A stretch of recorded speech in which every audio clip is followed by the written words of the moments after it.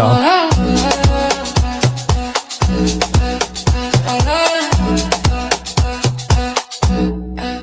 Shout out to the room. From the east to the west coast, two friends who laugh the most. One's the fire, one's the way. 2 points of view colliding. Hey, you know we do. It's Wednesday. Tash and Chala. Hump day, let's go. Tash and Chala. Hey. Tune in, I feel alive. Hey. Tash and Chala. Feel the beat, let it thrive. That's right. Tash and Chala. Oh, oh, oh.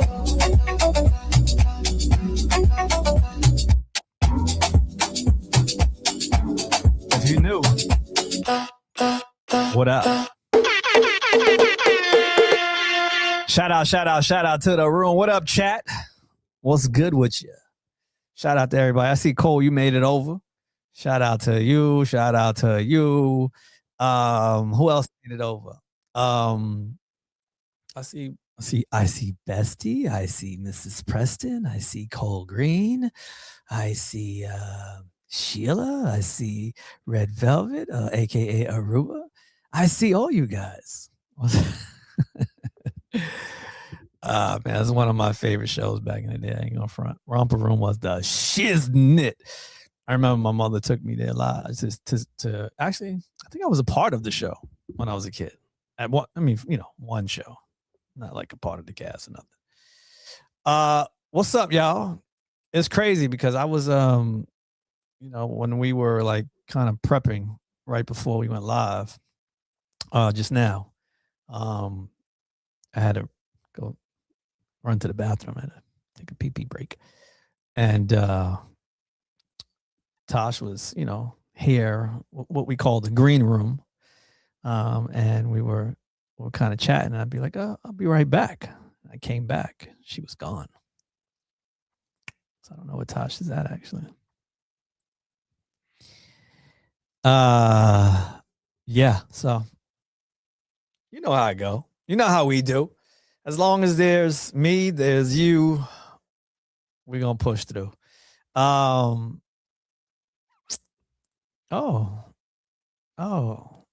Hold on, ladies and gentlemen. I think we have an arrival. Hi, Tash.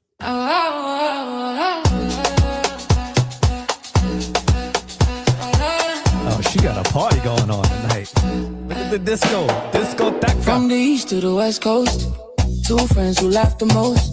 One's the fire, one's the way. 2 points of view colliding. Hey, on stage, on vibe, Tash and Chala. Yeah. Tash and Chala. Ain't she fancy? Hey. You go, girl. I see you.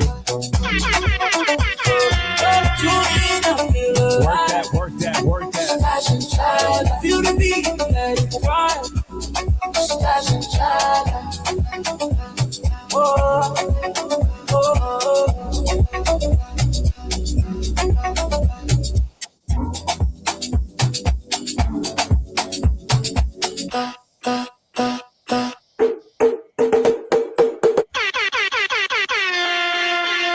What up, Tash?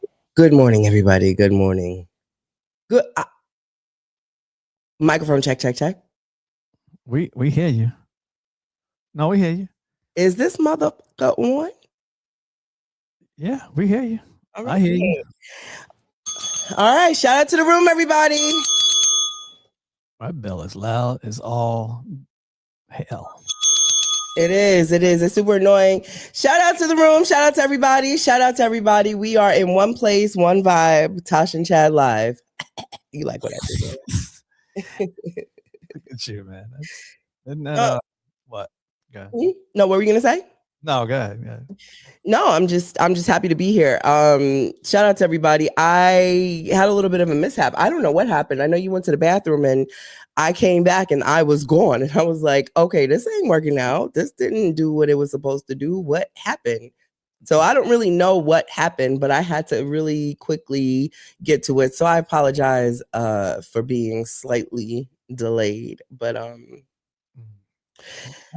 yeah, because remember I was sitting here and when you saw me and you said I gotta go to the bathroom. I said that's cool. I gotta go do something too.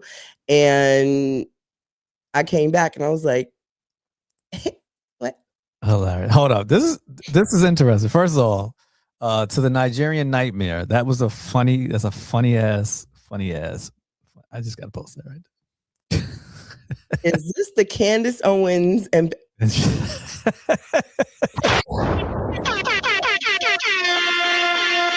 I'll take it though, because that's really that's a great compliment. Yeah, absolutely. Shout out to you. That was yeah. Great. Shout out to everybody. Shout out to the room, everybody. Today is our Wednesday show. So today is Wednesday. Yeah. December 10th. Yeah. I go by the name of Chad, also known in some of these streets as Chad Dr. Seuss Elliott, also known as DJ Silver C, also known as Rico Smooth Cat Daddy Suave. Stop lying. I gotta shut you down. Yeah. If you don't know, Google me, bitch. I'm sorry. Oh wow, ego. I love his big ego. I just put that out there. Oh my God. Well, I am Natasha Simona, also known here as Tash. I am the Tash to the Tash and Chad. I go by AKA Mom, AKA Bitch. I'm kidding. I go by nothing else other than Natasha, Tash, or Mom. That's about it. So if you want to, call me something else like wife, fiance, Mrs.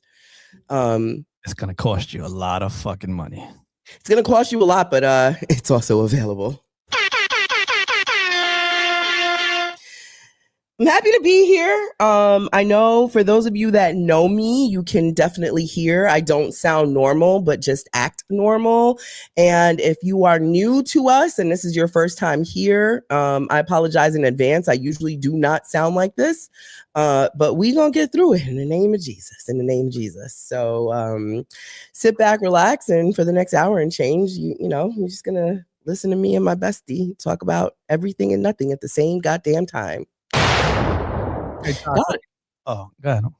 What? No, I wanted to bring a couple of things to your attention that I'm noticing right now. So if you look in the comment section, you can now see there's a phone icon next to those that are watching from a phone.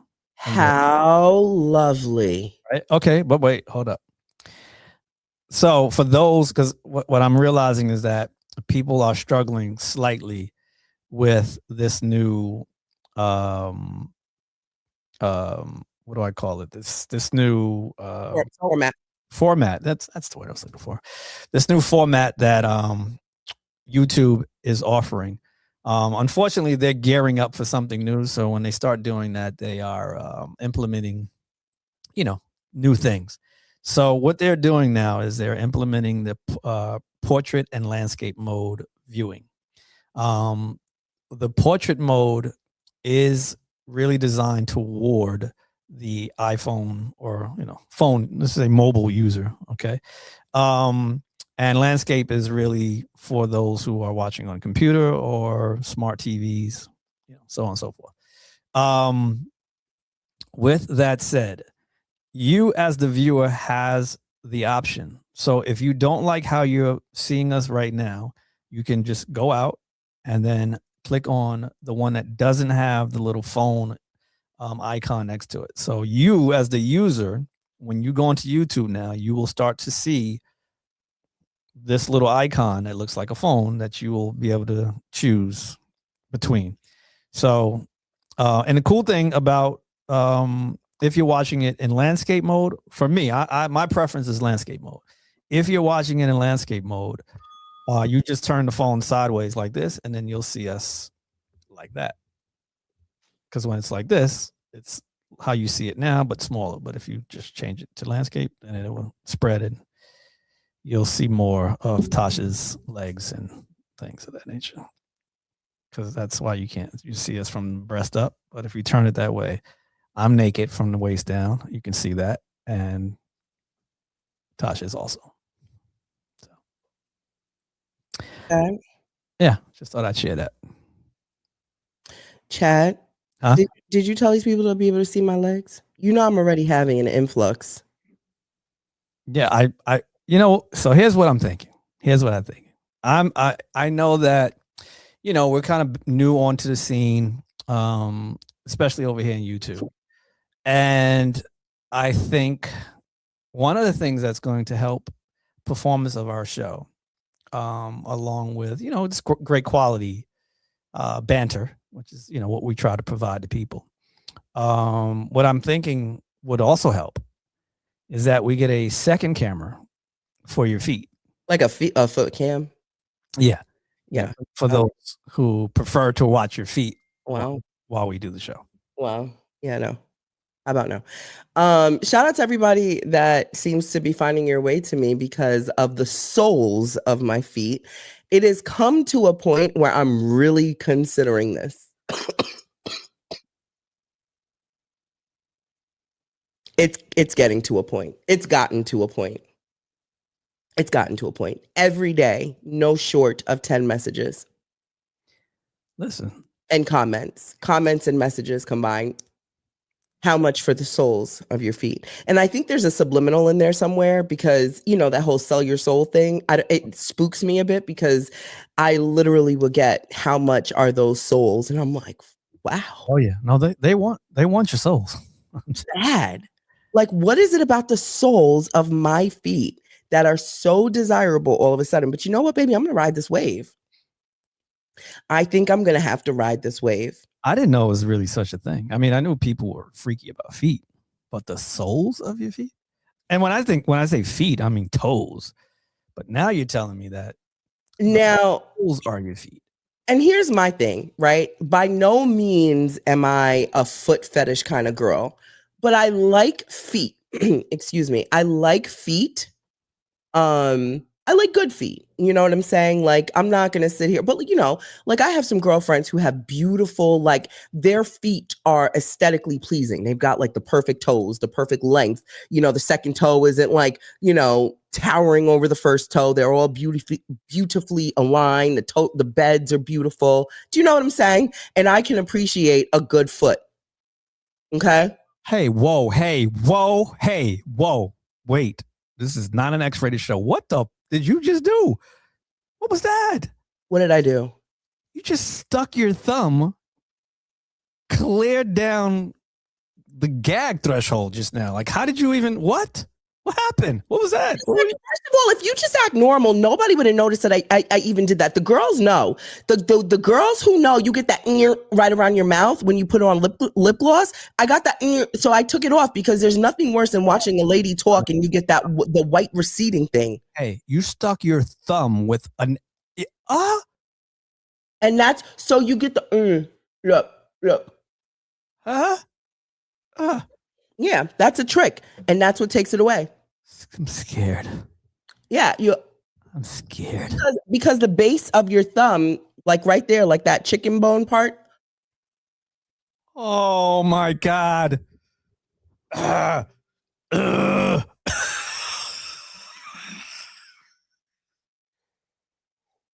Chad, thank God you don't have a daughter.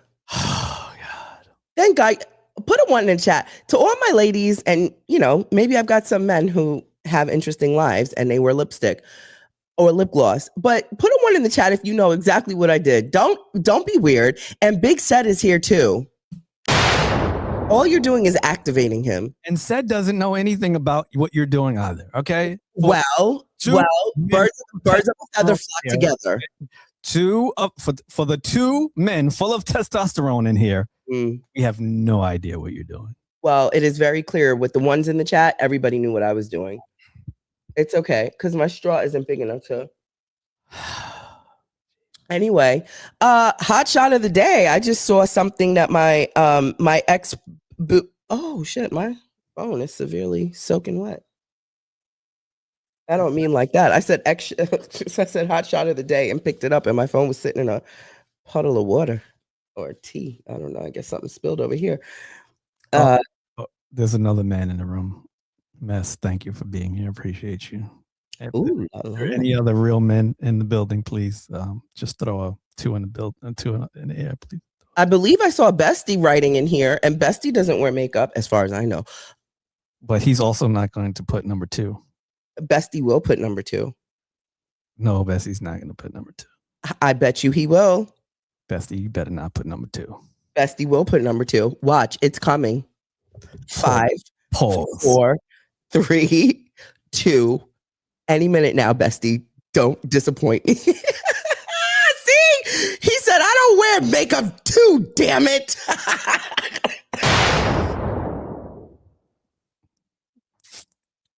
You better leave my bestie alone. The one gay man in the chat let me down. Why? We don't know that Bestie is gay. That's crazy. Just because Bestie's name is Bestie and we know that Bestie is possibly Bestie could be playing with all of us. Bestie, for all we know, his name is Bestie. Yeah, but Bestie is unidentifiable. We don't know if that's a man. No, we all know when women say that's my bestie and it's a man, he's gay. He better be gay. Yeah, but we don't know if Bestie is gay. All right, Bestie, you ready for this? Bestie never even identified himself or herself. I just said him because I'm from an era where everybody is a him until they're a her. So we don't know if Bestie is sitting there. Hold on. He just said he's a part-time gay. I don't do sex. See, that's what I'm saying. Oh, God, what is going on here? Bestie is probably the baddest bitch in the room right now. Natural, no BBL. So when we pull up and we see Bestie, I don't know if I'm gonna get the hottest in the room or if I'm gonna get the hottest bitch in the room.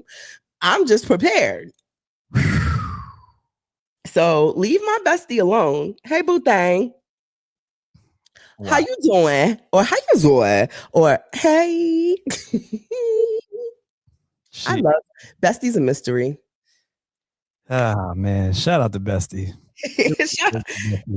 Shout out to everybody. What? You know what? I have to say this. What? Go ahead. No. Go ahead. No, go ahead. No. Go ahead. No. I swear. No. I swear. Go ahead. It's okay. And I swear. Go for it. Say what you're gonna say. I want you to talk first all the time. And I swear. Say what you got to say, or else I'm going to start talking. Oh, my God. Please talk. By all means, talk. So I want you all to know that when we started this show, to all of our natural regulars in here, and, I guess to the newbies that are here, you can follow along as well. But so I am going to say something to the majority of the room already know. So give me a second here, right? Tash and Chad, we are not new. We're just back again. And so coming back meant we either wait till we have a certain level of perfection, whatever that looks like. Not whatever it looks like, but to us, or we just hit the fucking button and come back and build perfection with everyone. And, it's almost like we're all building this house together. And so we decided to do that because we felt like our core audience is what even built us in the first place. And so us trying to build perfection without the people who helped us build what we had before, which we all collectively thought was great, was weird. And I know I probably said that with no punctuation or pause, but I know our people get it. So with that said, as we are building this out, there's some real life mayhem going on in my world and in Chad's world that we will not discuss right now. But know that when we sit here, and even though it looks chaotic, it is more chaotic than what it looks, which says a whole lot. So the chaos that I'm dealing with is damn near unfathomable. And the chaos that Chad is dealing with is damn near unfathomable. So I'm taking this pause to give us that breath of, we're doing this. I'm taking this pause to give gratitude to those who show up in our mess that we visibly put out Sundays and Wednesdays, 9 p.m. Eastern, 6 p.m. Pacific, because it is far worse than you can ever imagine. And one day we will more than likely share in hopes of helping so many more people that, look like us. We're just not in a space to share. There's something that we're working on that we absolutely will not say more of beyond this point, but I am so excited. And it's hard for me to express my excitement because of my suppression that I'm dealing with. But I'm so excited. And I was talking to Chad before this, and he's like, damn it, woman, can you preserve the energy that you have? Because I know you have none, and you are just giving it all away to the planning of this. And I need you for our show that's happening in an hour. I'm like, mind you, what do I sound like, Chad? I'm like, and I'm on the side of the road trying to help somebody not get into a catastrophic accident. I'm like, who are you right now? Take your cape off. There's a guy whose car is in the middle of the road and he's stranded and he's gonna have a really bad accident. I'm like, what the fuck? Get we got a show to do. So I'm talking to Chad, and literally I'm talking to him, and we're going through the process of this really, really cool, amazing thing that I can't freaking wait. And I'm oh my God. Beep. And then, I go ahead and block off traffic, and I'm like, are you okay? Chad, he can't speak English. Oh my God. AJ, call 911. And Chad was like, are you dead serious? I'm like, yes. And I'm like, the CHP, California Highway Patrol, is right down the road. And I zoom over there, and Chad was like, are you really at the CHP? Yes, I am. He's like, and you have 911 on the phone? 911 goes, please hold. Let me connect you. I'm like, well, who the fuck was I talking to? 911 goes, please hold while your call is being answered. We are very busy right now. I'm like, Jesus Christ. I run inside. I'm like, excuse me, somebody is going to get into a really, really bad accident in that blah and blah. And Chad is like, woman, they got it. Leave. I was completely thrown. I mean, meanwhile, the guy's like battery's dead or something. I don't know what it is, but I just knew he was going to get into a bad accident. But that was a sidebar to what I was saying. I am super duper duper duper excited for all things Tash and Chad, because the amount of work that this guy is putting in, and where I'm able to jump in, and now that I'm formulating and I'm coming to when Tash is finally here, it's super exciting. So sit back, relax, put on your seatbelt, because this is really going to be, it's blowing my mind, and it's a lot of fun ahead. So thank you for allowing us to be here. And what's to come is like I almost want it, I just fucking be here. Can you be here already? You know what I'm saying? Do you know what I'm saying? You ever get so excited for something that you're doing that you're like, fuck, can we just get to the finish? Can we be done? You know what I'm saying? That's how I feel when I meet a new girl. Can we just get to it already? We past the formalities and let's just get to the business. That's how I feel. Moving forward, can we have a beat break, please? A 1, 2. Coming to the stage is DJ MC Pooh. Oh, Lord. There we go. God, I can only get that low.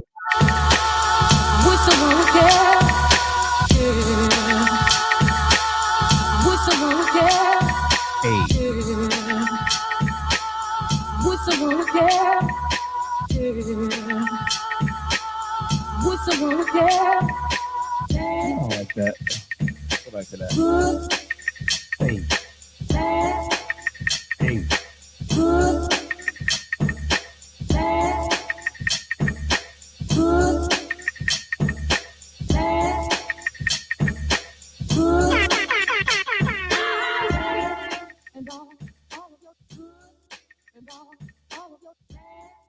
No. What? What's wrong? Someone said, where's my effing hoodie? Oh. Uh-oh. Y'all just wait for it. Wait for it.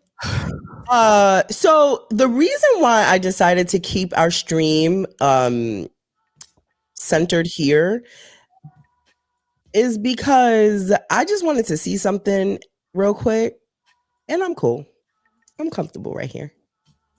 Do you feel like going across the street right now? No. Okay. No. Okay. I don't have anything to talk about in entertainment, nor do I care to. But do you have anything planned? What all is down there? What house cleaning do you have? Nope. Thanks for coming out. God bless. Good night. I'm gone, y'all. All right. Well, that's the show, everybody. Fuck it, we're done. We don't have shit to talk about. I'm kidding. I'm kidding.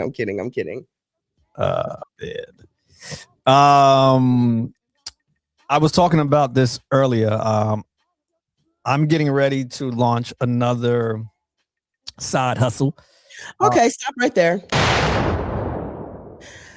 I'm gonna use this moment to grandstand a little bit. I have a feeling the reason why you're smiling is because you you know what I'm about to say or do or no or have a feeling. I don't actually. Yeah, you're full of surprises, so it's hard for me. Put a 1 in the chat if you are vintage Tosh and Chad. If you are vintage Tosh, do you have a feeling now? No, I still don't, but I know that we just spoke about that as well. So, but okay. If you are vintage Tosh and Chad, put a 1 in the chat. Is there anyone who knows where I'm about to go? If you know the direction I'm about to go in, right after your boy said, I have a new venture, put a 2 in the chat. Yeah, I'm doing something. Put a 2 in the chat if you know exactly what I'm about to do based on the context clues. Let me see who, or just type it out. I don't know what all of y'all is doing if you can type, but I just want to know because I'm about to go in for 5 seconds before you go ahead and launch your new side hustle. I knew Bestie. Yup. Cole Green is in the house. Oh, okay. Our vintage Tosh and Chad crew. Oh, I love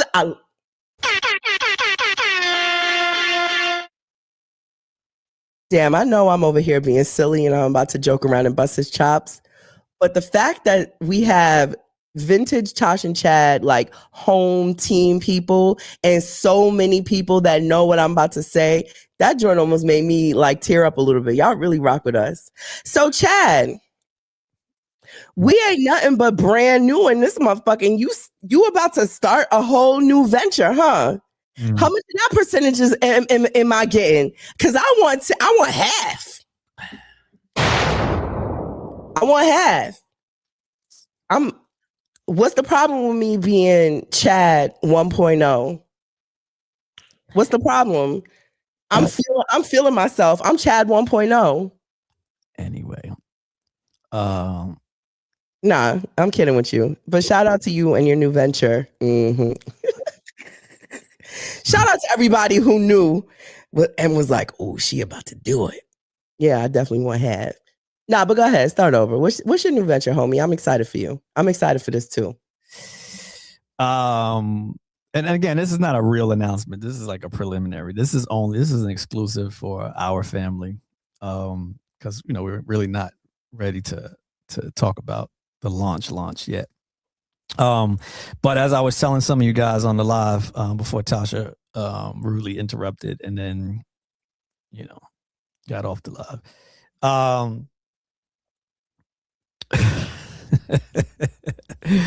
I am putting together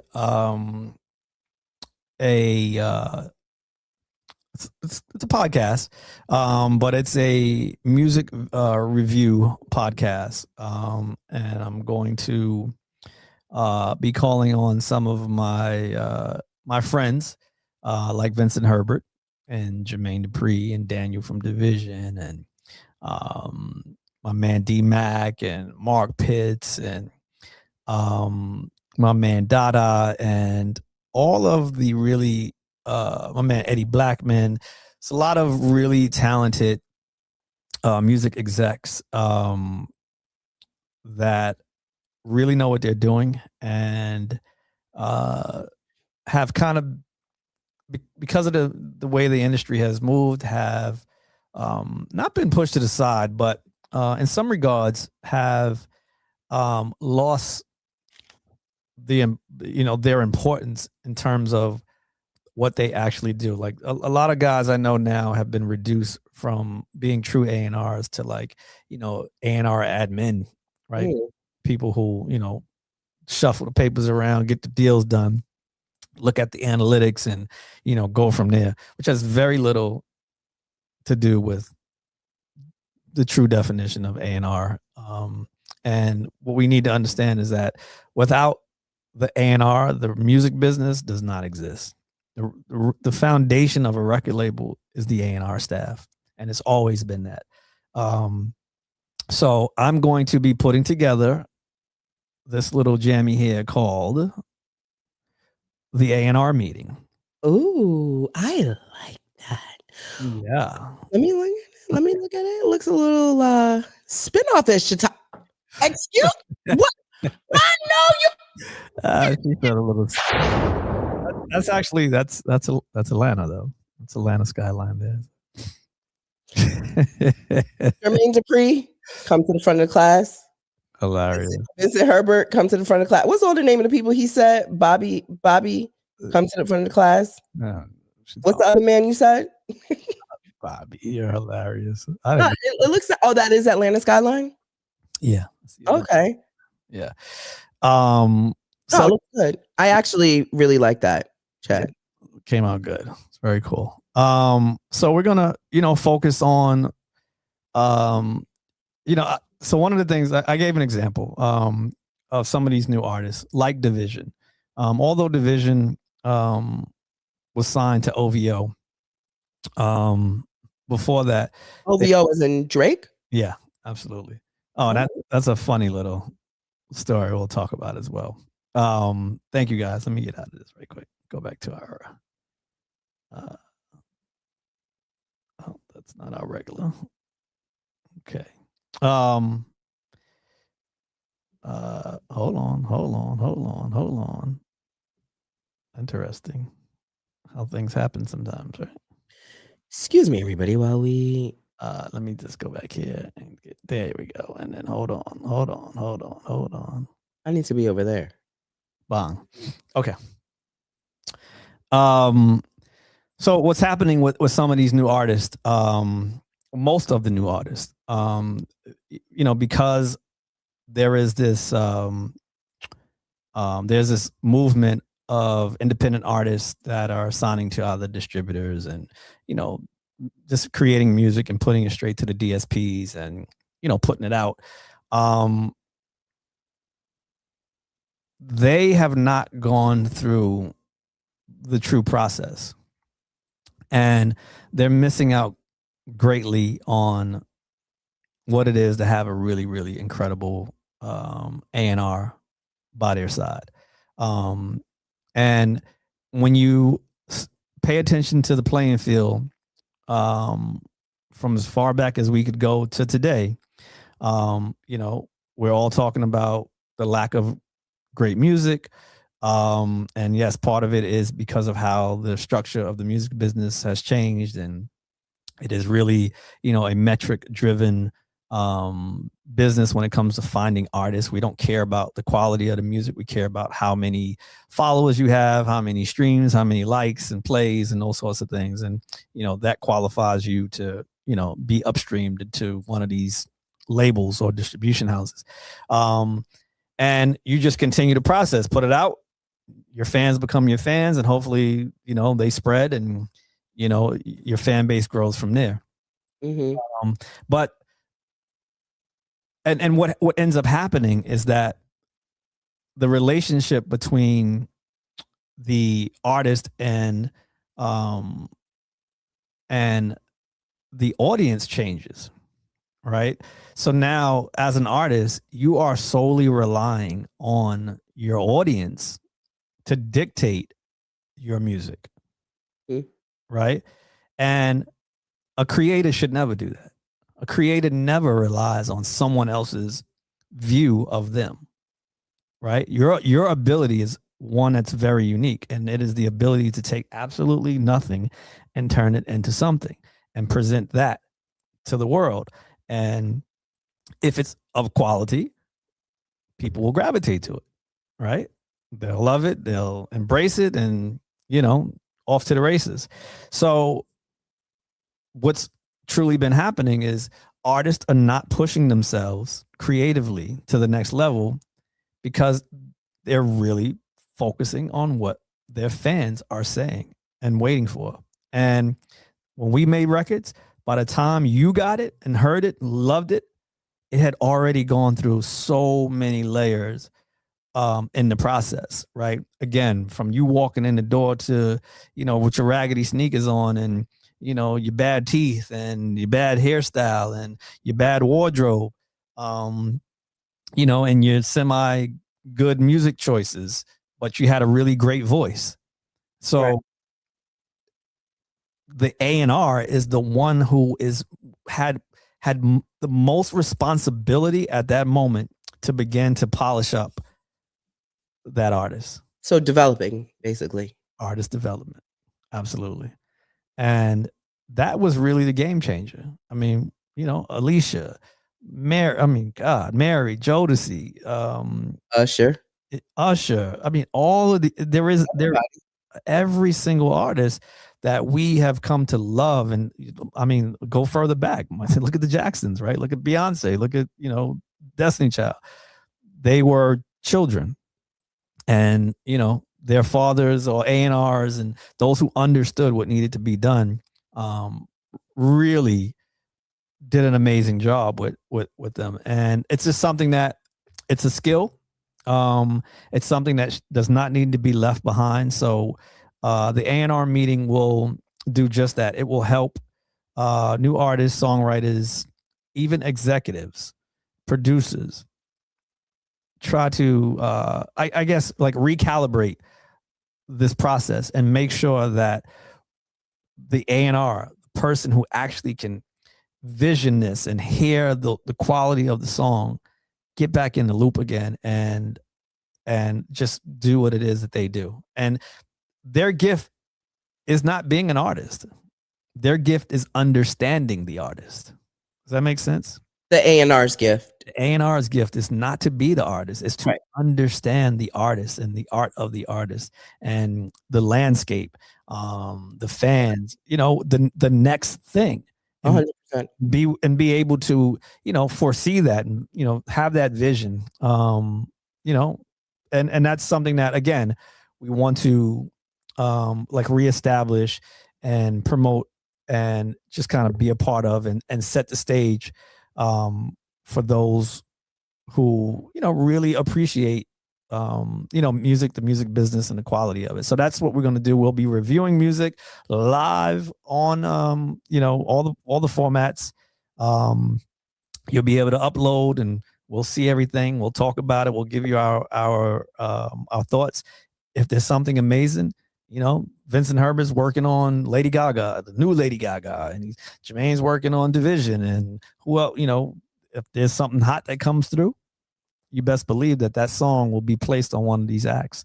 And if you're an amazing artist, you never know. You might get signed to Vincent. You might get signed to me. You might get signed to so. Who knows? We don't know. We don't. What? Yes. What? Run through who they possibly going to be signed by. Say what? You said they might be signed to who and who and who. Why do I need to repeat that again? So the people know. Aren't you advertising the show? I'm not really. No, I'm just kind of talking through it. But I'm sure somebody missed that. So they might be signed because I didn't hear you probably. I don't know if my headphones came down a little bit. The Vincent Herberts of the world, and the Jermaine Dupri's of the world, and you said, and you, and the Chad Elliott's of the world. Yeah. I gotta get some new sound effects because I definitely need like some gunshots or something. Yeah, definitely. But yeah, this is exciting.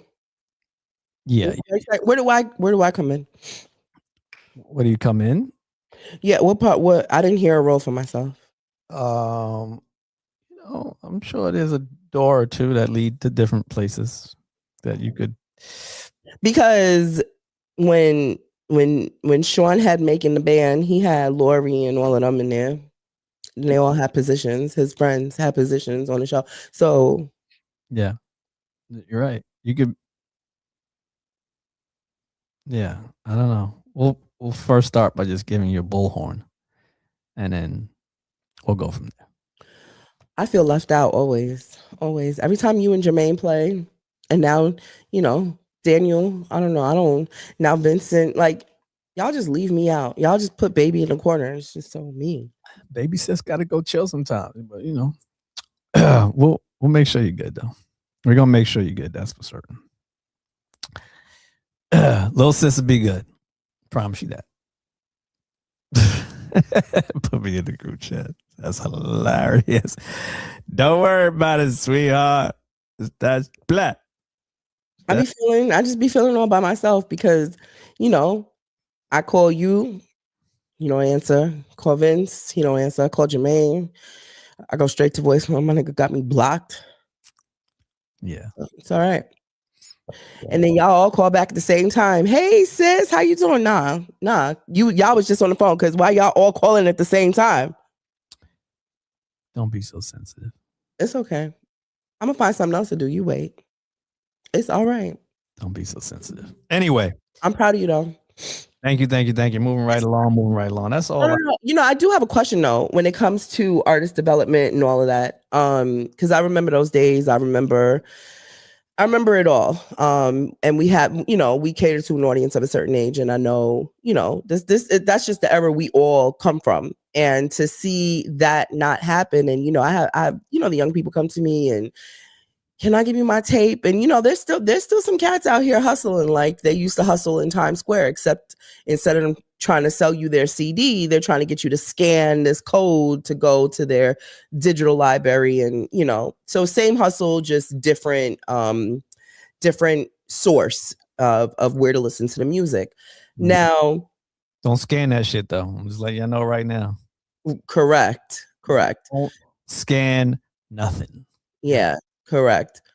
My question, and this is almost like I'm going to assume that you all have seen the need for this within because of your levels of expertise.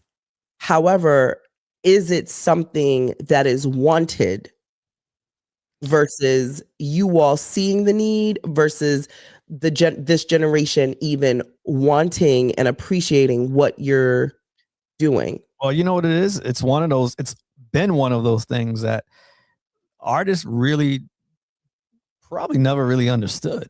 Like, when an artist, I'm almost 100% certain that an artist at any point over the last 30 years wanted to be an artist and said, I got to get my music to that label. Mm-hmm. The thought of an A&R or what an A&R really was, or even if they knew, I got to get this to this guy who's an A&R over there, never really understanding what an A&R does. I remember walking into Clive Davis's office one time, and he had CDs, cassettes, and I think I said this on our previous show when we were doing Tash and Chad at the beginning, but he used to have cassettes like stacked, like everywhere, like a monument almost. Everywhere, his desk, everywhere was full of cassettes, CDs, whatever the medium was in use at that time. Was it 8-track, whatever it was around. And every day he would go through music and listen to music and listen to music and listen to music and listen to music. And he's looking for that song. Looking for that next song, literally. And in 2017 or 2018, and at this point, I want to say Clive was in his late 80s. I think, I could be even a little older. Don't quote me on the age. I know that he was somewhat on his way out. He wasn't really running anything, but he had an office still in the Sony building. They gave him an office in the Sony building, like probably for formalities.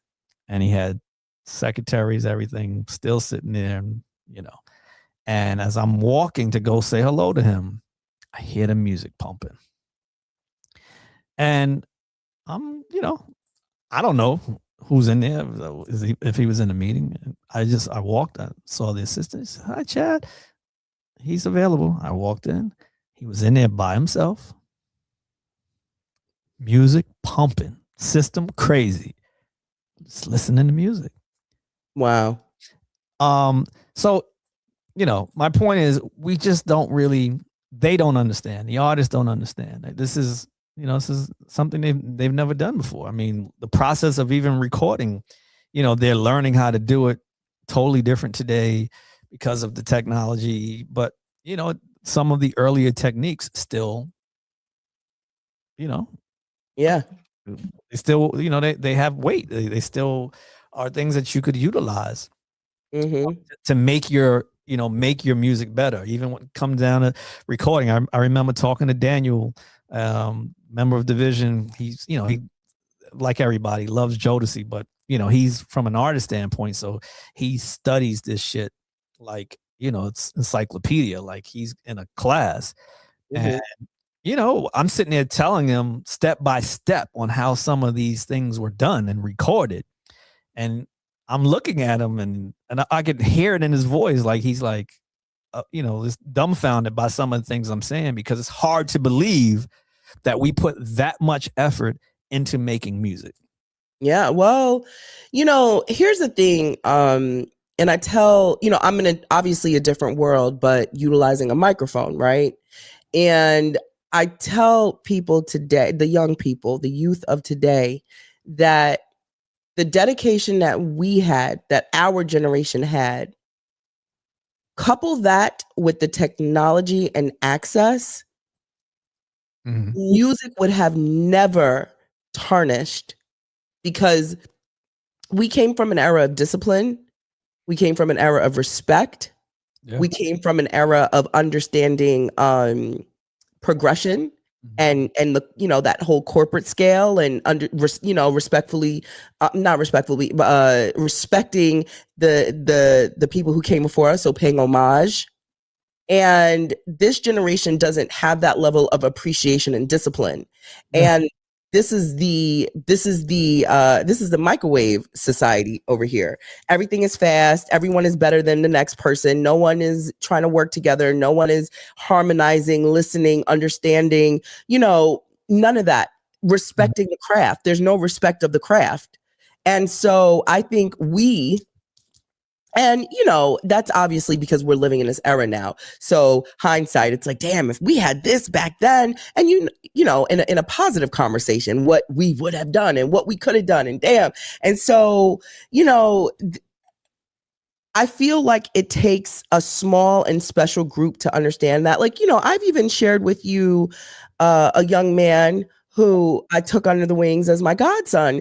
And he said, I want to be a rapper. No. He said, I am a rapper. Right. I said, let me hear what you got.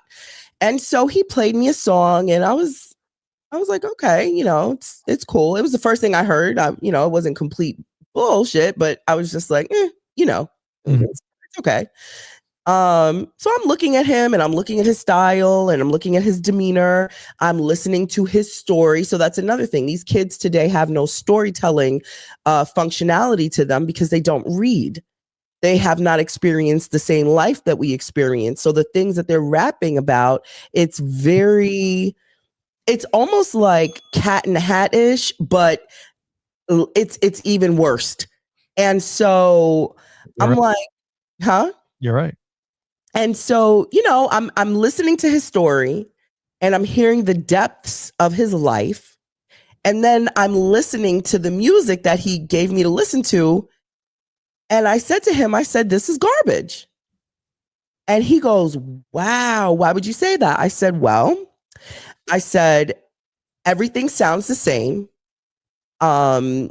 Your life story is nothing of what you are actually rapping about. You're actually rapping about a life that you don't even live. So what you're doing is taking the stories of other people, and you're putting it into what you would perceive to be a quote unquote hit, but you're doing what somebody else did already. So that already disqualifies your music, because somebody already did that, and the music is going viral and doing what it's supposed to do. So you already there goes a negative right there.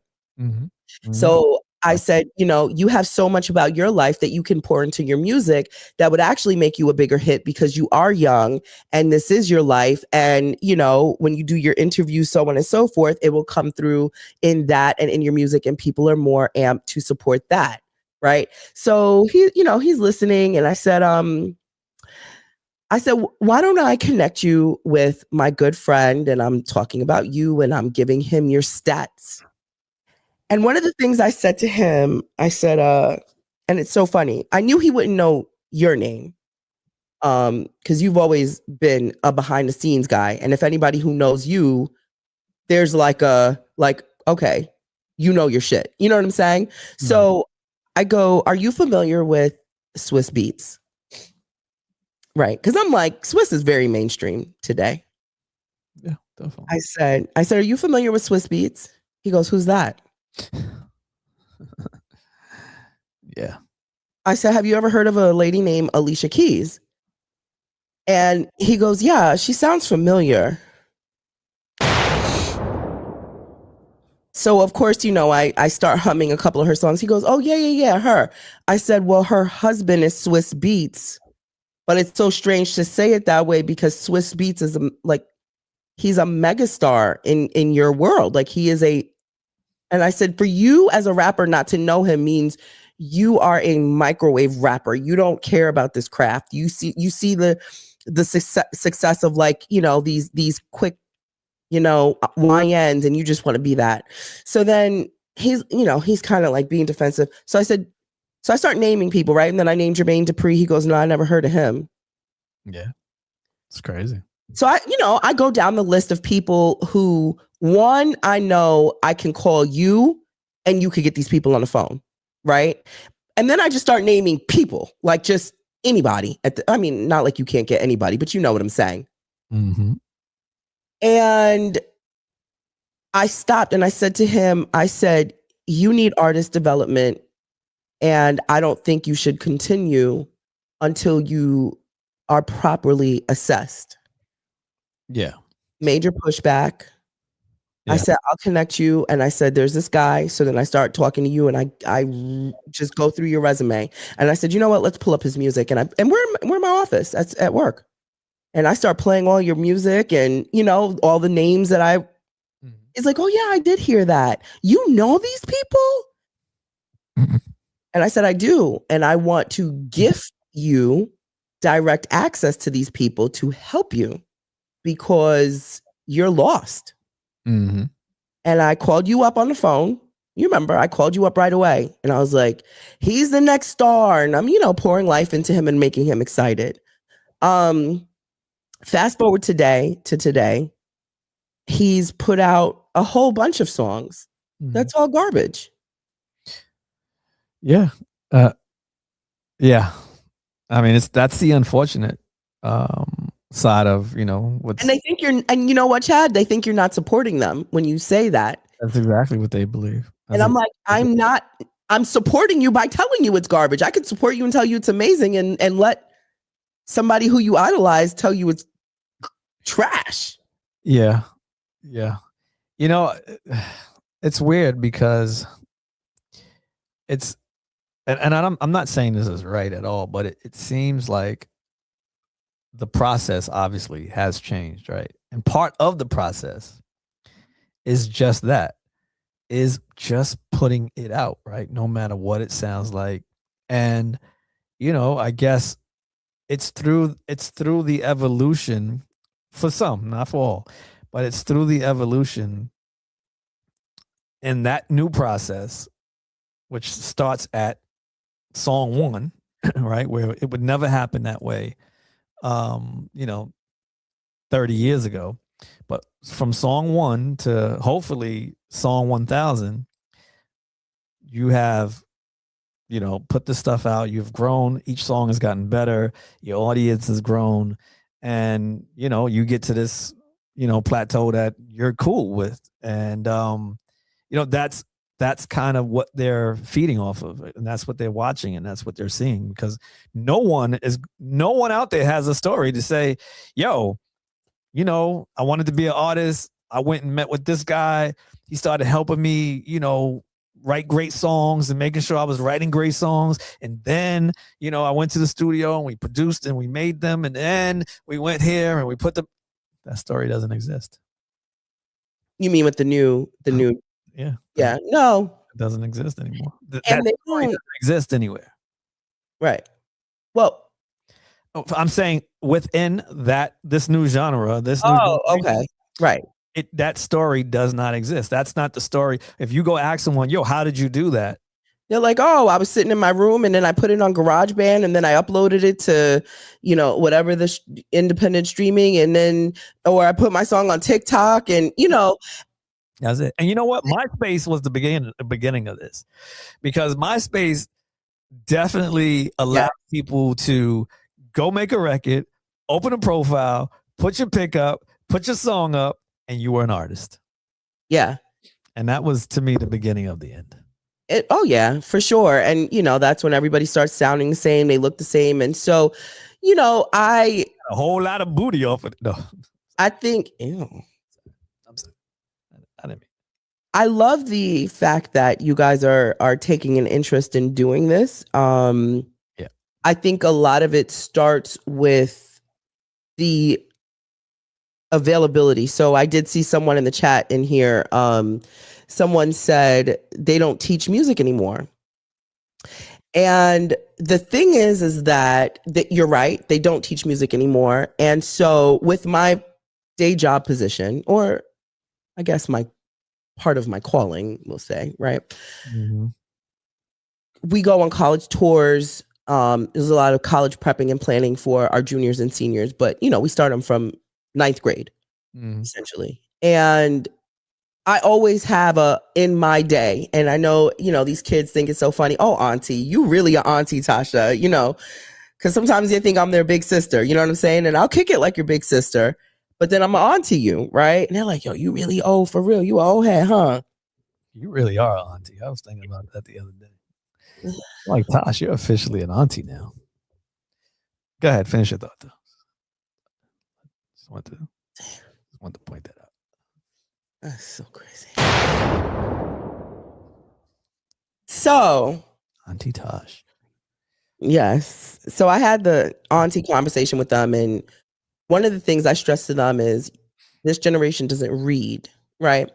And so they don't read because everything is so fast paced, and they're doom scrolling more than anything. They're doom scrolling, and they're getting caught in these viral videos that, infiltrate their brain on, instead of taking in the moment. And it's funny. And like how us old heads, we will share memes all day. You know what I'm saying? There'll be 500 memes and you're sharing that with your bestie, and maybe 3 other people. You know what I'm saying? Like, yeah. On a side note, right quick though, to that point, you saw that Australia now is banning basically internet to teenagers 16 and under. So you know what? I have a say about that. But let me finish my point. Yeah. When I talk to these students, I let them know that you guys have to read. So my play godson that I was just talking about, I said to him, we're going to read together. And he said, you speaking French? Because I don't know what we is. I said, that's the problem. I said, you're a rapper. I never see you pick up a book and read. I've asked you about several books that at your age you should have had on your shelf, with bunny ears in every single page, highlights throughout it, so on and so forth. I said, you will continue to be unsuccessful in your career if you don't pick up the word and understand how to put words together. Mm-hmm. Mm-hmm. And he really did not appreciate, he didn't appreciate me sharing that with him. And he didn't understand why. And I said, because you have to learn literally how to formulate a sentence in order for you to put a rap out, because you are continually going to be talking about guns, drugs, syrup, death, free my pops, and bad bitches. And after a while, though, that rhetoric becomes exhausting, right? How do you formulate your life? How do you put that in a sentence? So, you know, when I tell people, I can always tell who's absorbing and realizing that the tools that I'm trying to give them or the tea that I'm trying to spill, they are lacking.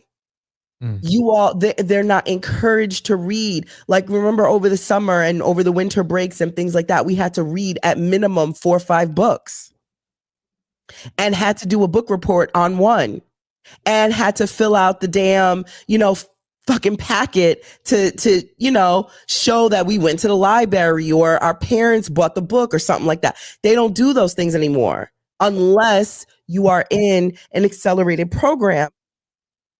Unless you are in an accelerated program, and you know what I'm saying, like my older son is in this magnet program. They still do that over there, but when you look at the general population that majority of these public schools have, they are no longer enforcing that these students read and write book reports and bibliographies and understand your history. These kids don't understand their history. So when you take someone who says, I want to be a musician, and you name them icons in their industry and they don't even know who they are. And these aren't dead icons. These are very well living and producing and still actively working. Absolutely.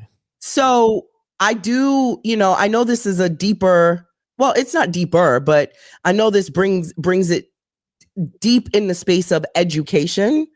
And I do hope that as your show develops, that you guys do some kind of a tour and hit these neighborhoods and zones where being a rapper is impressionable and the way out of the hood, right? And teaching the importance of reading, because that is reading, writing. You know, when you have these AI tools. Yeah, I you know what? Writing. One of the things that a lot of artists, especially hip hop artists, don't realize, and unfortunately, they're not paying attention to the older generation anymore. It's like, you know, when we were growing up, maybe not you, although you're an auntie, you're still a little younger than I am. But some of why do I get shade from both ends? Some of our older viewers will understand this. Is that when we were growing up in a household, the music that our parents listened to became our music. Excuse me. So my mom is a 60s baby. You don't think I was listening to Teddy Pendergrass and Anita Baker and Shaka Khan and Motown? Okay. Let me get back to my point. You're right. Okay. So I retract my previous statement. But what's happening now is that a lot of today's children have grown up in a household, and the music history is not quite the same anymore. And one of the things that I've always recognized about some of the great rappers is that they were all highly intelligent. They may not have been A students. Most of them were. Most of the real Biggie, LL, Big Daddy Kane, like Latifah, like I mean, those rappers from that era really had a sense of pride in how they were writing and the things that they referenced, whether it been history, whether it been, you know, karate movies, culturally, you know, sound things, or, you know, just, you know, biblical things or historic things, or, you know, they just really had an awareness and knew things. Right? They really did know things. They were smart, and it came across in the way that they wrote their lyrics. Very much, to your point. How do you formulate great lines, right? How do you put these things together? And this generation is completely lacking that. And I don't know if it's the school system or if it's just the way that they are processing what they're learning in school. Maybe it's a little bit of both. It's a little bit of both. Seeing it firsthand and working in the school system directly, it is the schools, it's the homes, It is the programming on television / internet. It is society as a whole. It is literally everything. We cannot point one finger, and I agree. it is everywhere, and it is. They're overloaded. There's a sensory overload that's just destroying our kids, man. Really, the gaming, social media. No, when I tell you everything, so here's the thing. And there's not enough conversations that come across my timeline, at least, or maybe it's just not happening. The problem is that there is no problem. The problem is because there is no problem to put the programmings back in, right? The problem is, and I say there is no problem. Yeah. Right? What we're dealing with is control. What is the best way that we can implement modern day slavery? Oh, yeah. What is the best way that we can create lemmings? What is the best way that we can control most of the human body? No. And so when you pay attention to the programming, when you pay attention to the rhythm of all of these things, and y'all know this is not quite my wheelhouse, but it's only but so long you can stay ignorant before you start. I got kids, right? Ooh. That hat, girl. It's that hat. It's that hat. It's that crown you got on your head right now. You're so silly. It's that new Tash right here. That's what I'm talking about. Spit that fire, girl. Spit that fire. So here's a comment right here. Somebody said Kai Cenat is the poster child for what these kids, what the kids these days aspire to be. They want to be content creators. No more doctors, firemen, nurses, lawyers, teachers. Yeah. I want to agree with you, and I will partially. This is not one person. Kai Cenat, I'm proud of him. And let me tell you why I'm proud of Kai Cenat.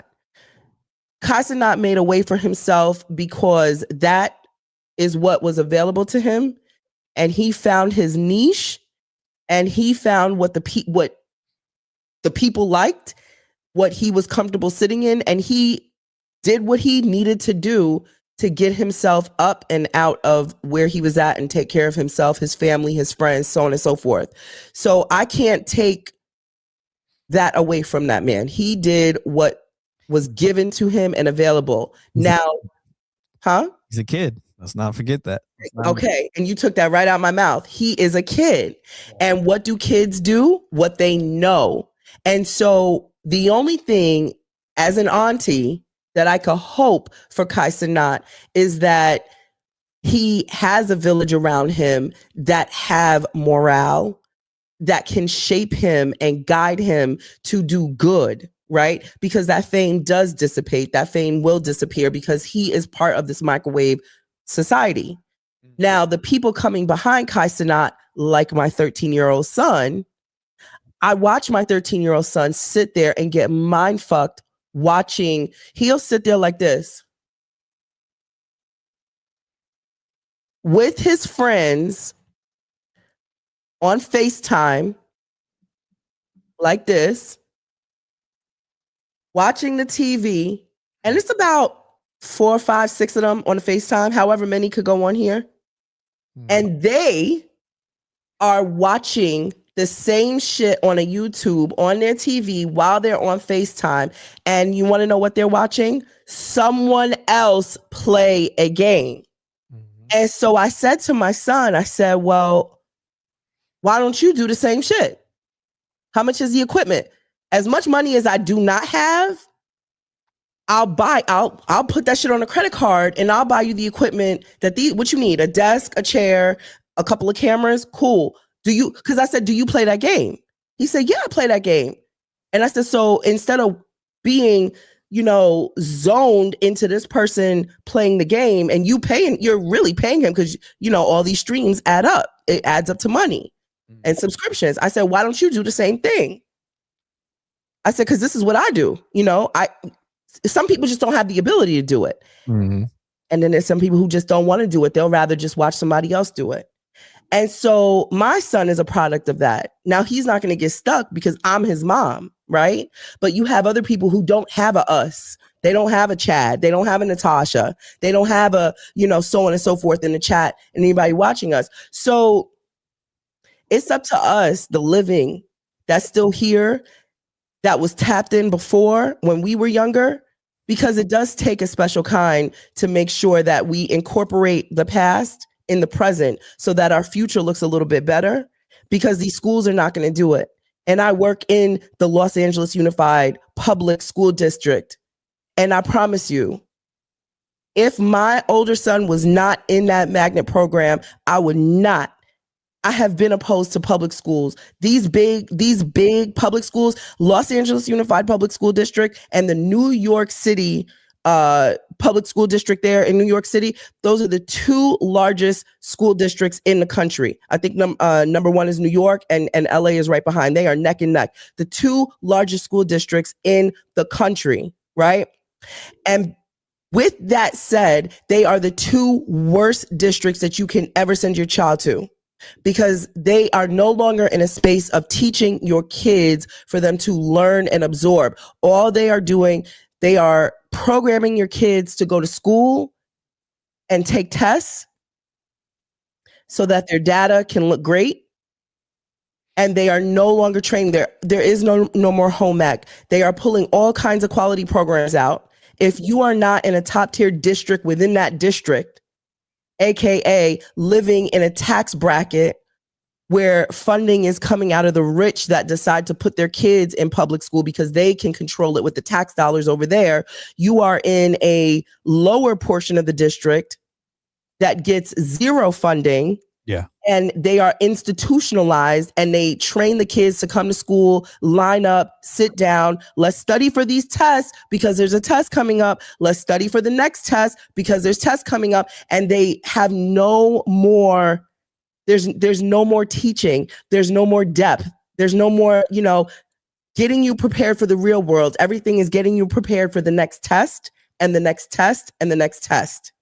And you're going to get in trouble. And you're going to go to detention and you have to sit like this and you have to stand up and line up, and there's no more communication and there's no more teen summit.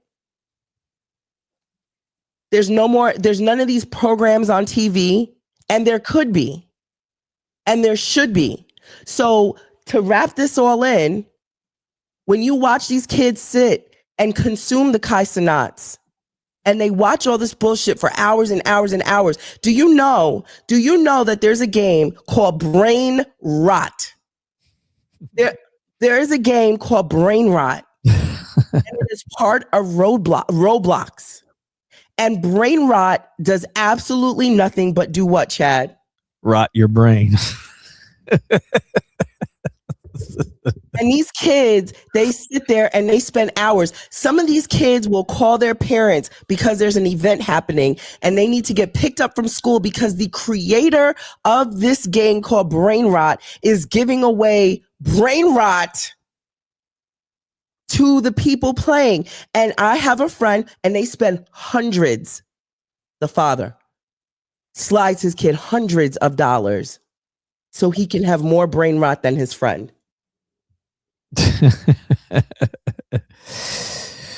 Yeah, that is what is happening. Yeah. Wow. I made it. Woo! I didn't realize my computer wasn't plugged in. I almost lost everybody.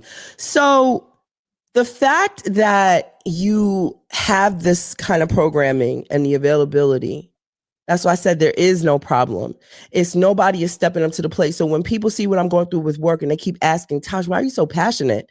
It's because I see what is not available to these kids and I see what is available and I see how easy it is that we as society, we as a community, we as the aunties and uncles that are still active and available and willing to change the trajectory of these kids.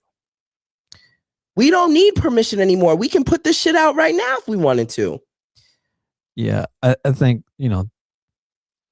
Tosh, first of all, let me just say that it is really, really good to hear you talk like this. I think that I hate you so no, no. I'm serious. Like, we've had these types of conversations on past shows years ago, not recently, but years ago. And you had a different perspective. I wouldn't say you had a different perspective. I think that you were just like in the grit of it all. But now that you're involved and you're seeing the system firsthand, it's kind of like why I ended up leaving the music industry, right? It was only after I went into the music industry as an executive and learned how little the actual industry gives a hell about the artist that it was just a matter of time at that point before I left. And now that you're in the system and you're seeing it firsthand and you yourself are a product of it now. You are beginning to reposition yourself. And, you always say, politics is something that it's not your wheelhouse, but in order to handle and deal with what you're about to walk into, it will become a part of it because politics are really everything. Policies are everything. And it is because of politics and the policies that you're having the problems that we're having in these schools, or just in general. But I'm going to say this. I really, really believe that we have gotten to a place where we can no longer fight the system. No. No. Let me complete my thought. Oh, sorry. See, the problem has been that they got us indoctrinated into the system when we weren't, because we weren't a part of the system, but we got into the system and they at first said, we don't want this. And then they realized by letting us in the system, they can further control, right? We as Black people in this country, right? Our economic power spending is like 1.6 or 1.8 trillion dollars right now. We would be the 15th largest country, right? If we were to spend our money internally, right? Remove ourselves from the system. We could create our own system. We need to create our own system. We will not. It's not going to happen. They're not going to allow it to happen. There's nothing you can do about it. You could get passionate and you can start your fight, but you must be clear on what your journey is, because it is a better use of your resource. When you first started talking about what you were dealing with in that building, and I asked you, is this a white school, a Black school? It's majority a white school, right? And you're going through all of this for a small set of Black children that are in this school. Yeah. Say again? You say yes? Yeah. Yeah. 120 roughly. Right. And my point to you was, you need to take your passion, your resources somewhere where it matters. And that is in a system that is either being designed specifically for what you want to achieve. And we all need to take that approach. And until we do, we're going to be in this really, really nasty rut that we are in, and it only gets worse. If you could grab those 120 kids and start some programs that are outside of that system, you will do them more justice than anything else. Oh, 100%. I've already, going through what I'm going through this week alone. Yeah. And you're an adult, right? You're an adult who can actually somewhat, use your critical thinking and respond in a way for, that you could, defend yourself. Correct. There are no advocates helping these kids. You're the closest thing to it in that school. So when you see, you know, somebody says she doesn't want to leave those children, she's adopted all of them. Spot on. I get it, but see, that's where you have to remove the emotional side of what you're trying to do, and focus on what you actually need to do. Because once you go and create it, go and create it. Because you can't spend another 5 years on dealing, or 3 years, or even 8 months dealing with what's in that small environment. Get out, begin to start preparing something new that they can come to. So that's the plan. The plan, that's the plan. But the problem is, let's say I left tomorrow, right? And we all know I'm at my wit's end with that place, which is why I'm actively speaking out, because of how horrible and increasingly worse it's getting. Me leaving tomorrow means I leave those kids, and me being there, right? And I know it's deteriorating my health. The things that they're doing to me at that school is getting worse, and it's only but a matter of time before somebody, you know, does something physically to me at this point, right? The problem with me leaving those kids, y'all don't see what they're doing to those kids in the school. And I know that is not, it's not my fight by myself, because I can't. But when y'all send your kids to these schools and you think they're safe, they're not. And I see that. And I talk about it. And so if I go ahead, and when I do go ahead and I create things for them to come to after school, or a summit that happens once a year, right? That's a short amount of time for them to absorb whatever those programs and things are, but they still have to go to these institutions Monday through Friday, 7:30 to, 4:30, and, average, right? So what's happening during those hours when those doors are closed? And so it's just like prison. If I could imagine prison, that's what's happening in these schools. At least my school. That's what's happening there. That's what it was designed after.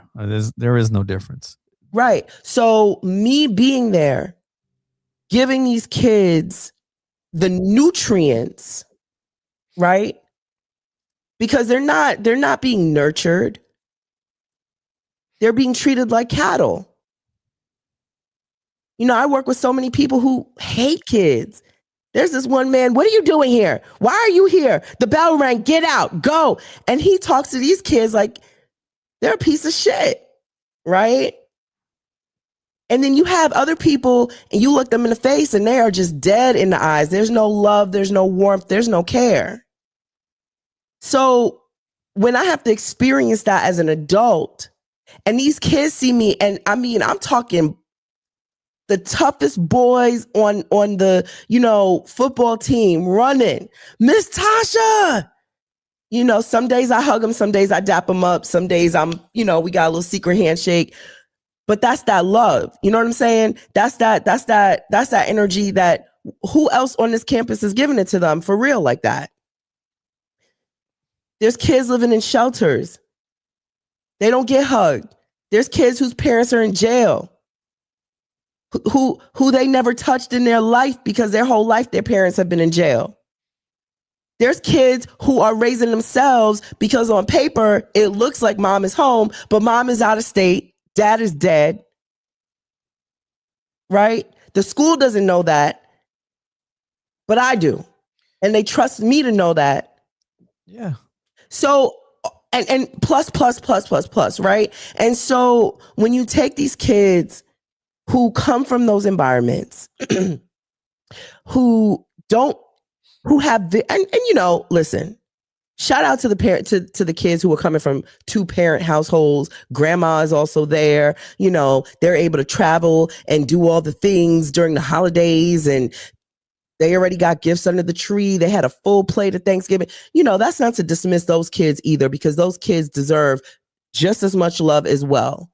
However, when you are mixed in with kids who don't even know what it is to go home and smell their parents and touch their parents and feel that kind of love, but those are your friends and you don't even know it. Sometimes I'm in a room and these kids don't even know what that kid is going through. And that kid is smiling and kicking it with everybody because that's his or her only opportunity to feel normal, right? So when Miss Tasha's in the room, everybody gets rated. All right, let me rate everybody's fit. And I done rated some fits that was just, and I'm not saying that because their fit was, you know, they were showing any body parts. It's just like, I know what they're coming from. Mm-hmm. But I'm going to rate their fit because you want to know why? They need to feel normal like everybody else. Yeah. You know what I'm saying? So that's why it's important for me to go to school every day, because they're not getting that anywhere. And I fight for these kids, and I fight to teach them, keep going, open a book and read. You know, life is kicking your butt. Stop scrolling online. Stop looking at TikTok. It's going to depress you. Pick up a book and get lost in the story. Yeah, absolutely. Absolutely. I mean, listen, you, I'm sure you know that you're not the only one that feels this way about these children. I think it's really about you aligning now. This gave you the opportunity, right? And that's how you should look at this. It gave you the opportunity to go inside the system and see exactly what is going on firsthand. And like I said to you, this system is way too big to beat or change or destroy. The only thing that you could do, and the only thing that we can do as people today, and this is not just the school system that I'm talking about. This is historically the system that has been put in place to control and manipulate the minds of the less, right? The have-nots for the most part. Even those that think they have, in all reality, do not. I think they just raised the new poverty number to like $140,000 or something in America, which is ridiculous. Wait, what? Yeah, exactly. They're saying because of how inflation is rising, if you're making $140,000 a year, you could basically borderline poverty right now in America, which is bizarre. That is just insane, right? But my point is, you have been able to see what is happening. Now you have the influence, you have the resources. You have to get others to see your vision or join the visions of others that you can collab with and create things that these children can come to. Well, that's why I think it's important what you're doing. Yeah. I mean, listen, the A&R meeting is just a small, part to the piece, or a small piece to the puzzle, should I say, in terms of where you could really go with this, right? Because it's really opens up for the conversation, and the conversation is all of this. The conversation is education. You can't skip these things. These things are important, right? And I think again, you have to stay true to your calling. I think you're coming into it. You're 40 years old. You just crossed into it. And there goes the message. Everybody. Let me finish my thought. Is that for the last 10 years prior, right? The prior 10 years, you have been finding your place as a woman, as a mother, and all of this. You left New York, you moved to Cali, and all hell has wreaked havoc on you. And I think now you seem to be in a better place to except for the other night. I questioned the other night when you were on live, and I was like, maybe I'll give it one more chance. Wait, when I went off, or? Yeah, when you went off. Oh. Yeah, when you went off on the old bag. Yeah, old Tash. Old Tash to the stage. Old Tash to the stage. Listen, and old Tosh ain't never gonna go nowhere. The new Tosh just has to, learn to better control the old Tosh. It's it's like a superpower. But I think that you are in this really special place now, where you understand what your role as a mother is and who you are as a part of society, humanity, and your purpose, your calling is coming, and your soul purpose, and not your sole of your feet, not that, but your real soul. I appreciate that, Chad. I wanted to touch on something too. You had said, you made a point about fighting a system, and what I want to say to that is the same way we look at the development of technology and access and social media and things like that. Mm-hmm. I feel like the revolution will absolutely be televised or streamed. And the same way we can develop and get on these spaces and put out shit like brain rot and these memes and sit and laugh and doom scroll and things like that. Mm-hmm. It takes nothing, right, to put those things out there. Like, you don't need permission anymore. We could create a whole new show right now in 10 minutes if we wanted to. In less than 10 minutes, we could call Junior. You could text him on a device, give him a name, and he could create a whole new show for us right now before we end this show. And there goes our new show, right? So the fact that it is so easy today to put things out, right? When we're talking about the musicians and the artists and things like that, and how easy it is to put things out there, means that we can put educational programming out there as well. Mm-hmm. I agree. The problem is that I think, and I don't know if it's a Black thing. I don't know if it's a perfection thing. I don't want to put a color to it, but I think when it comes to educational things, it's like we just want to be perfect. I know we, as Black people, we have great pride, but I think the more we band together and put these conversations in these spaces and infiltrate these streams, that's us fighting the system. Yeah, I mean, we first have to, admit that we're wrong and we need some help. But here's the thing though. We've been admitting that. Now we just we have to flood these spaces. We just have to keep going. We haven't been admitting. We've been accusing and blaming. We have not been admitting that we are fucked up from it. And that's the one thing that we have to do. We have to realize how much damage has been done. So that we can shake. It's like anything else. Like if you don't recognize you're wrong, how do you get better? Whether you're in a relationship or whatever it is that you're doing, and it's not going right, and you begin to reevaluate, you need to be able to look at yourself and be like, yo, all right, well, here's a weakness. This is what I'm not doing. I'm too caught up on this. I'm not doing enough of that. We don't do that as a people. We're constantly sitting on this perch of pride, and that is not going to work moving forward. And that's why we struggle with, organization and, things of that nature. And that has been a struggle. That's a weakness right there. I just mentioned it, organization, pulling together, working together. We struggle. We struggle. Mm-hmm. We struggle. We struggle. We go out, we try to party together. We get a little, toasty and shit go down. Shit is wild, right? Our kids are wild. Who's responsible? Can't keep blaming it on technology. You are a parent. You have to look at yourself and say, yo, at what point did I miss a step? What did I do? Was it the little toy phone that I gave him when he was 3? No.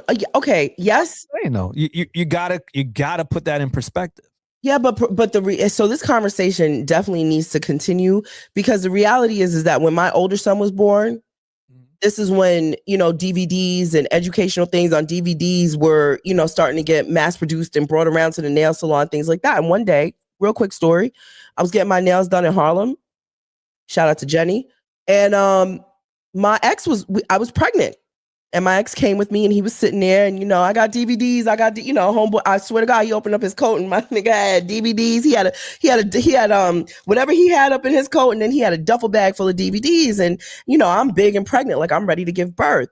And so he looked at my ex and he goes, this your lady right here? And so he said, yeah, he said, I got this new, your baby could read. Excuse me. And so I'd been seeing that in the infomercial, but it was like damn near $150, $200, right? And remember those infomercials and it's like, but you can pay blah, blah, blah and pay in installments. So I said to Abdul, I said, I think we should get that. And, he was with it, but not really with it. But we were very in tune. We literally had one vibe and one focus when it came to the education of our children. And that's one thing I really appreciated and still appreciate is that we literally have one vibe when it comes to the well-being and the educational prosperity of our kids. Mm-hmm. And so we went back and forth about this. Your baby could read. And I was like, I'm gonna ask my mom to get it for us because I think it's gonna be great because it had a Mozart aspect to it and so on and so forth. But he was like, I don't want my kids staring at the screen. Right. So here comes Jerome in Harlem with his duffel bag. He got your baby could read for like $25. I said, babe, I'm buying it. Fuck you. So he's like, all right. God. So we get this bootleg Your Baby Could Read, right? And it was a multi-DVD. I forget how many DVDs came in this thing. And we watched it. Before our baby was born, before our son was born, we watched it because we were like, let's see what this is.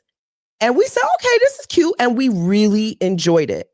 And from the minute our son came home, we would play that in the background.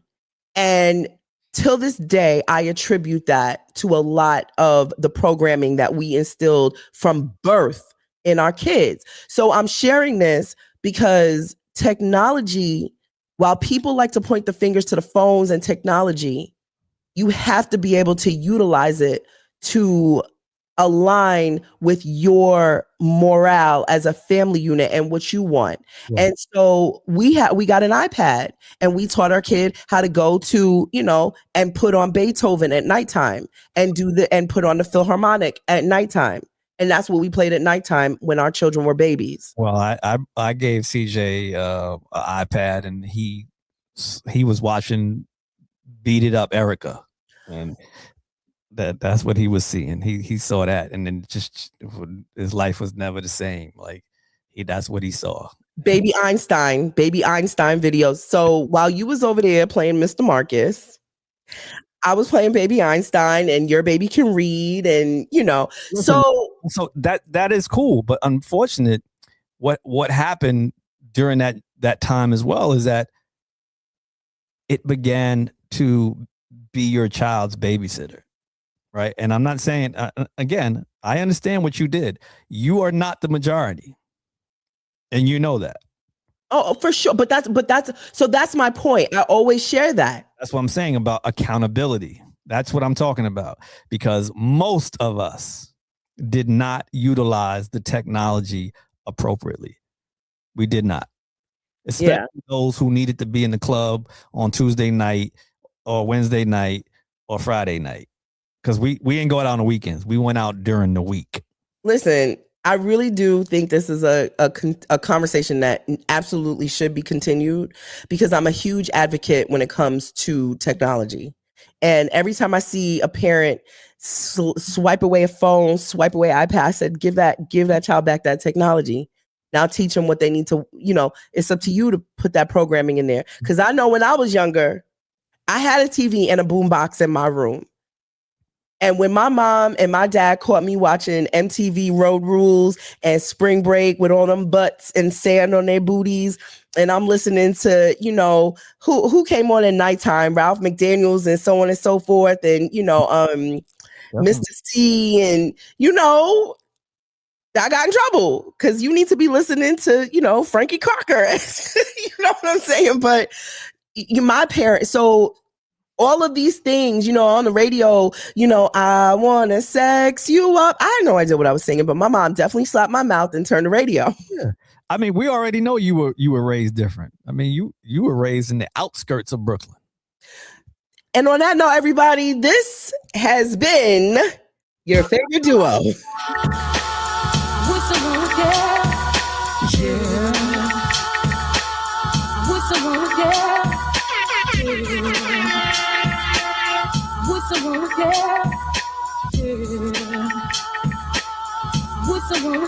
Let's go.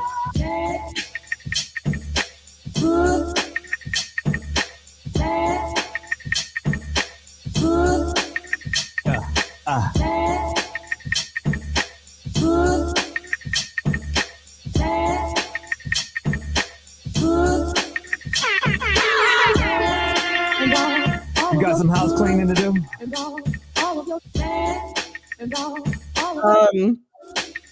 We are officially 10 days away from Christmas. Woo! Y'all know I'm a big Christmas girl, so sorry about it, but I am not sorry. I love Christmas, so I do hope that everyone who loves the holiday season, you guys have your warmth in your house, and if chaos is happening all around you like it is with me, but you really love the holiday spirit and you just can't seem to find it in you because you either lost a loved one, your finances are just not where you wanted it to be right now, your house isn't where you want it to be, your job isn't where, all the things that you wanted to happen, it's not happening and it's taking you out of the holiday spirit. I want you to look at me. Woo, I want you to look at me. And just know that everything I just said to you is happening to me. But if I could sit here and I could smile and I could be excited for the break, I could be excited to do things with my kids. And if you don't even have kids, but just be excited for the peace and the moment and the season and just really dig deep into the time when you were able to be that person. I want you to really usher in those warm, fuzzy feelings and put something in your house that will bring that joy to you, even if it's a matter of buying a bottle of Manischewitz from the store because it reminds you of your grandfather, or you buy some mistletoe and you ain't got nobody to kiss under that mistletoe, but baby, you just stand there and smile, or you bake some cookies, or you do something. Do something that brings some peace and makes you feel whole, because during this season, there's so many people. We're all going through something. But I just want everybody that can hear my voice to feel some joy. That's all I got. Hey, thank you all for joining us tonight on this hump day, my favorite day. So nasty. Until next time, we'll see you on Sunday, 9 p.m. Eastern and 6 p.m. Oh God, Pacific. Here she goes. Really, Tash? My finger puppet wants to say hi, Chatty. Look at her, him, it. Shit. That nail looks crazy. Look like a big ass hat brim. I know, right? What the hell is that? Hi, Chatty. How are you today? I'm so happy to see you. And I'm so proud of you, of your new show. But baby, my girl is in the back with a little bit of message. Here she goes.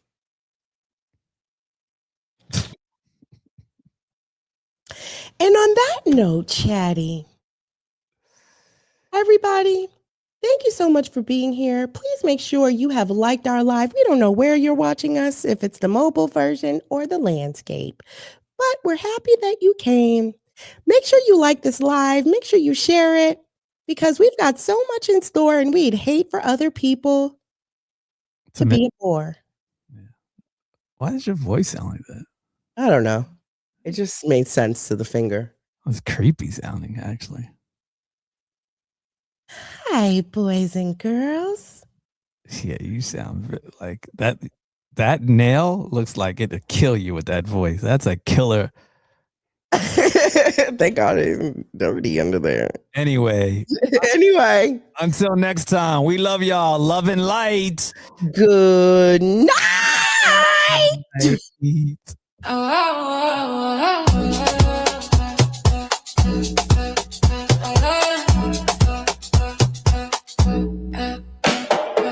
From the east to the west coast, two friends who laugh the most. One's the fire, one's the wave. 2 points of view colliding. One stay, one vibe, Tash and Chala. Tash and Chala.